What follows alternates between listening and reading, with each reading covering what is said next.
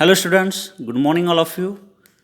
In a previous lecture, we have already started the chapter cell structure and their organization, and we have already discussed some important points from this chapter. And today we will move towards the next cell organelle or next membrane bound organelle which is present in the eukaryotic cell, and this membrane is called as the glyoxysomes. Okay, so specially it is present in the germinating seeds, cells of germinating cells, because it have a specific type of the enzyme which is responsible for the conversion of fatty acids, fatty acids into the other component which is responsible for the other biological processes. Okay, so let's start with the main point, or it is very important point. This is the glyoxysomes. So listen carefully. Glyoxysomes, these are the membrane bound organelle. हा काय आहे, एक membrane bound organelle आहे आणि हा सुद्धा cytoplasm मध्ये present असतो. These membrane bound organelles contain enzyme that convert fatty acids into the sugar. म्हणजे काय, तर हे याच्यामध्ये असणारं जे एन्झाईम आहे हे फॅटी ॲसिड्सना शुगरमध्ये कन्वर्ट करण्याचं काम करतं. They can be observed in cells of germinating cells as mentioned earlier.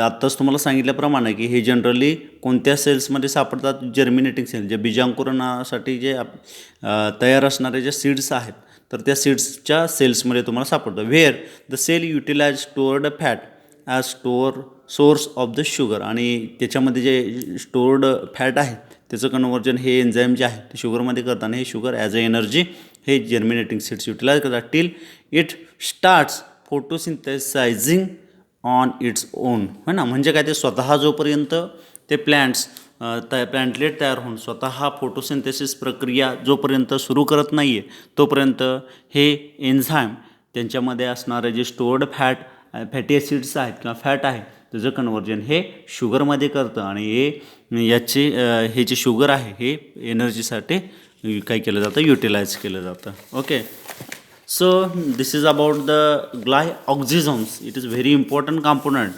Then we move towards the next important component, and this is the mitochondria. It is very important cell organelle in the cell. Okay, cell मध्ये हा अतिशय महत्त्वाचा component sale ऑर्गॅनेल मानला जातो, कारण हा energy तयार करण्याचं काम करतो. It is also commonly called as the, याला काय म्हटलं जातं, power house of energy, because in the mitochondria the ATP synthesis takes place. आणि याच्यामध्ये ॲडोनसिन ट्रायफॉस्फेट जे एनर्जी करन्सी आहे, जे बायोलॉजिकल ॲक्टिव्हिटीजसाठी आवश्यक असते, तर ही इथं प्रोड्यूस केली जाते. These are important cell organelles involved in the aerobic respiration. म्हणजे respiration occurs with presence of oxygen. ऑक्सिजनच्या प्रेझेन्समध्ये जे रेस्पिरेशन होते त्याला ॲरोबिक रेस्पिरेशन असं म्हटलं जातं. आणि हा ॲरोबिक रेस्पिरेशनमध्ये इन्वॉल्व्ह होतो आणि या रेस्पिरेशनच्या माध्यमातून एनर्जी याच्यामध्ये तयार केली जाते आणि तेच बायोलॉजिकल ॲक्टिव्हिटीसाठी वापरले जाते. Okay, so listen carefully. Mitochondria are absent in prokaryotic cell. Prokaryotic cell म्हणजे किंगडम जो आपला मोनेरा आहे त्याच्यामधल्या सेल्सना, बॅक्टेरियांमध्ये हा मायटोकॉन्ड्रिया नसतो. अँड रेड ब्लड कार्पोस्कल्स RBCमध्ये सुद्धा हा ॲब्सेंट असतो. याच्यावर तुम्हाला प्रश्न विचारला जातो, write the cells which doesn't have mitochondria. तर ह्या दोन सेल्सचं नाव तुम्ही लिहू शकता. याच्यामध्ये प्रोकॅरियोटिक सेल्स आणि दुसरे रेड ब्लड सेल्स किंवा red blood कार्पोस्कल्स.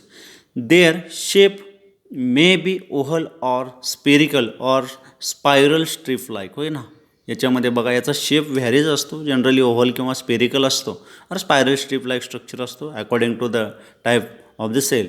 It is a double membrane bound organelle. हा डबल मेम्ब्रेन बाउंड ऑर्गॅनेल आहे. Outer membrane is permeable to various metabolites. म्हणजे काय, तर त्याचं जे दोन मेम्ब्रेननी तयार झालेलं असतं आणि त्याचं बाह्य आवरण आहे किंवा आउटर मोस्ट लेयर आहे ते कसं असतं, permeable to various metabolites due to presence of a protein porins और पॅर्सन्स पार्टिकल्स. तुम्हाला याच्यावरही प्रश्न विचारला जातो की पॅर्सन्स पार्टिकल्स कुठं लोकेट केले जातात, तर या मायटोकॉन्ड्रियाच्या आउटर मोस्ट लेअरवर केले जातात. Porins specialized proteins, transport proteins आपण त्याला म्हटलेलं असतं. आता याच्यामध्ये बघा हे झालं आउटर मेम्ब्रेनचं structure. What about inner membrane. तर याच्यामध्ये बघा inner membrane of the mitochondria is selectively permeable to few substances only. आणि याच्यामध्ये जे इनर लेयर आहे हे सिलेक्टिवली परमेबल आहे, म्हणजे एक स्पेसिफिक टाईप ऑफ द सबस्टन्सनाच ते इंटर करण्यासाठी परमिशन देते आणि आउटर बाहेरला यायला किंवा बाहेर येण्यासाठी काय करत असते ते परमिशन देत असते. त्याला आपण सिलेक्टिवली परमिएबल मेम्ब्रेन असं म्हणतो, जे इनर मेम्ब्रेन मायटोकॉन्ड्रियाचं असतं. To few substances only both membranes are separated by a space outer chamber. म्हणजे काय तर याचे जे दोन्ही मेम्ब्रेन्स आहेत हे काय केलेले असतात, सेपरेट केलेले असतात स्पेस आउटर चेंबरच्या माध्यमातून. आता याच्यामध्ये आणखीन काही इन्फॉर्मेशन आहे ते आपण बघू शकतो याच्यामध्ये. आता याच्यामध्ये तुम्हाला डायग्रॅम दिसते बघा, तुम्ही जर ऑब्झर्व केलं, मी तुम्हाला इन डिटेलमध्ये ते सांगणारच आहे, परंतु हे समजून घ्या. The structure of mitochondria as mentioned earlier, mitochondria is the oval or spherical or strip plate like structure. It have two covering membrane because it is the membrane bound organelle. Outer membrane is the permeable and inner membrane is the selectively permeable. Means what? They allow to enter the specific type of the substances or metabolites. Okay, so inner membrane encloses a cavity. आता बघा याच्यामध्ये काय दिलं आहे, inner membrane encloses a cavity inner chamber containing a fluid matrix. म्हणजे या मायटोकॉन्ड्रियाच्या आतमध्ये जे तुम्हाला इनर मेम्ब्रेनच्या आतमध्ये दिसतंय त्याला आपण काय म्हणायचं आहे, त्याच्यामध्ये फ्लूइड असतं आणि जनरली आपण त्याला मॅट्रिक्स असं म्हणतो.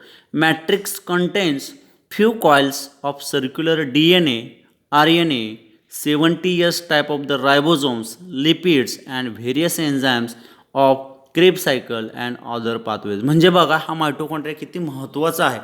It not only generate the energy in the form of ATP but also it plays in a various biological pathways because it have a various kinds of the structures. These are the few coils of circular DNA. याच्यामध्ये circular DNA present असतो, RNA present असतो, single standard RNA असतो याच्यामध्ये, आणि 70S टाईपचं जे ribosomes याच्यामध्ये presents असतात, लिपिड्स प्रेझेंट्स असतात आणि वेगवेगळ्या प्रकारचे various types of the enzymes which is required for the Krebs cycle and other pathways. म्हणजे बघा हा मायटोकॉन्ड्रिया एनर्जी जनरेट करण्याचं काम करत असतानाच अशा प्रकारचे अनेक कंपोनंट्स याच्यामध्ये प्रेझेंट्स असतात. याचे डायग्राम बघा, हे ओव्हल शेप्ड आहे. याचा आउटरमोस्ट लेअर तुम्हाला दिसतंय, त्याच्यामध्ये इनर मेम्ब्रेन दिसतंय, याच्यामध्ये मॅट्रिक्स दिसतंय आणि ह्या इनर मेम्ब्रेनला जे फोल्डिंग्ज आहेत, जे फिंगर लाईक स्ट्रक्चर्स तुम्हाला दिसत आहेत, त्याला आपण क्रिस्टी असं नाव दिलेलं आहे. इथं जर तुम्ही बघितलं, मी एनलार्ज करतो आहे डायग्राम, ते तुमच्या लक्षात येईल. केअरफुली ऑब्झर्व करा हे. Okay, this is the diagram of mitochondria. हा तुम्हाला आउटरमोस्ट लेअर दिसतो आहे. ही जे फोल्डिंग्ज आहेत हे याला आपण काय म्हणायचं, क्रिस्टी असं म्हणायचं इनर मेम्ब्रेनच्या. आणि याच्या इनर मेम्ब्रेनची फोल्डिंग्ज आहेत, फिंगर लाईक प्रोजेक्शन्स आहेत, त्याला क्रिस्टी असं म्हणतात. आणि या क्रिस्टीवर F1 पार्टिकल्स, F0 पोर्शन आणि F1 पोर्शन हे तुम्हाला दिसलेलं आहे. ते F1 पार्टिकल जिथे ATP सिंथेसिस होता हा स्ट्रक्चर तुम्हाला इथं दिसून येत आहे. त्याचबरोबर इनर फ्लूइड लाईक स्ट्रक्चर आहे, त्याला मॅट्रिक्स म्हणतो आहे. त्याच्यावर 70S type of the ribosomes हे मायटोकॉन्ड्रियामध्ये असतात. Circular DNA. आता याला ह्या DNAला काय, या मायटोकॉन्ड्रियाला अजून एक नाव दिलं तर सेमी ॲटोनॉमस बॉडीज असं म्हटलं जातं. का म्हटलं जातं बरं? Because of its have its own DNA. याच्यामध्ये स्वतःचा DNA त्या मायटोकॉन्ड्रियामध्ये असतो, म्हणून त्याला सेमी ॲटोनॉमस बॉडीज असं सुद्धा म्हटलं जातं.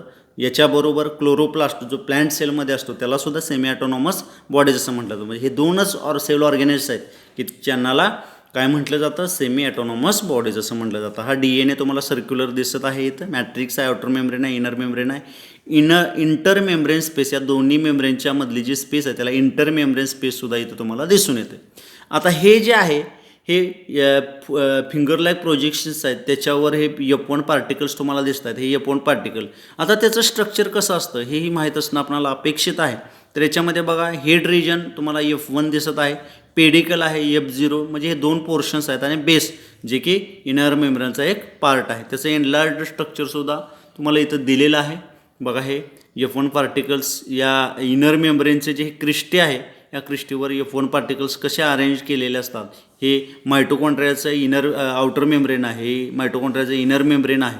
रेस्पिरेटरी चेन्स एन्झाईम्स आहेत, स्पेस मायटोकॉन्ड्रियल क्रिस्टा आहे, त्याच्यानंतर लिपिड लेअर, प्रोटीन लेअर आणि त्याच्यावर हे F1 पार्टिकल्स कसे अरेंज केलेले आहेत हे सगळं तुम्हाला. आणि ह्या दोन्ही लेअरच्या मध्ये जे स्पेस आहे त्याला आपण काय म्हणतो, पेरी मायटोकॉन्ड्रियल स्पेस असं ही म्हणतो आणि त्याला इंटरमेम्ब्रेन स्पेस असंही म्हटलं जातं. So this is also called as the power house of energy. याला पॉवर हाऊस ऑफ एनर्जी असं सुद्धा म्हटलं जातं. Okay, so this is all over about the कशा संदर्भात आपण बघितलं, structure of mitochondria. It is commonly called as the power house of energy. It is present in the eukaryotic cell. Eukaryotic सेलमध्ये तुम्हाला हे दिसून येतं. ॲब्सेंट कशामध्ये असतं, प्रोकॅरियोटिक सेल आणि रेड ब्लड कार्पोस्कलमध्ये हे ॲब्सेंट असतं. I hope all of you understanding very well. तुमच्या लक्षात आलं असेल असं समजतो.